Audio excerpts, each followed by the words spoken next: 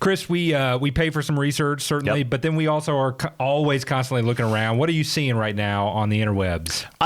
There's been a lot made this last week or so about breadth thrusts, which, look, I hope they work. I want to see the market goes higher.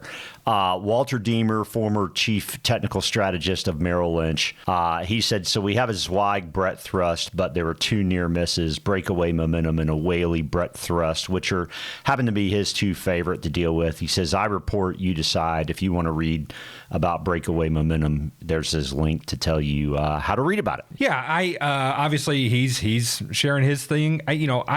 I don't know which way to look right now. I saw this interesting quote as we've debated, personally, as to the bear case and the bull case as we stand right now. This quote by Antonelli, who I would suggest is a pretty well-known, pretty bullish guy. Bullish guy. I mean, he's very optimistic.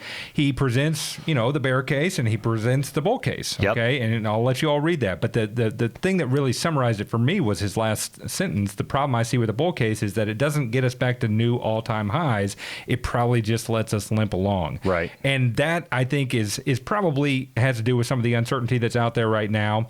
And he speaks to that in another. I'm not sure the Fed's necessarily dovish either. I mean, the Fed funds futures keep getting pushed out. Back for cuts. That's exactly right. Yeah. And but again, speaking to maybe where a pretty notable bull is right now, he's commented here even more recently that it'd be difficult to argue that the U.S. has a recession priced in right here. Right. So, again, just meaning on a price to earnings basis relative to these Q1 calls. I mean, we're just getting the information for Q1 right now. Right. I mean, so tariffs are not in there. Right. Right. You got fresh information. That's right. Yeah.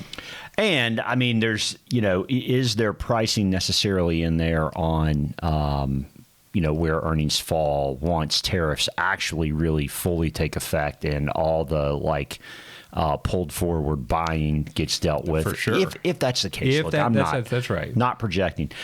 So here's a chart I saw that I thought was really interesting. I mean, if you take the other side and you say, no, this is definitely bullish, short interest in small caps being at the highest level in at least the last 6 years, that implies you could get a pretty big short squeeze in small caps, again, if we continue to get bullish activity. And you would want to see small caps really confirm the upside, right? Small and mid caps. They've got a lot of catching up to do from the large cap. Oh, man. Right. I mean, they've gotten lambasted. And they were already inexpensive relative to their earnings in advance of all this. Yeah.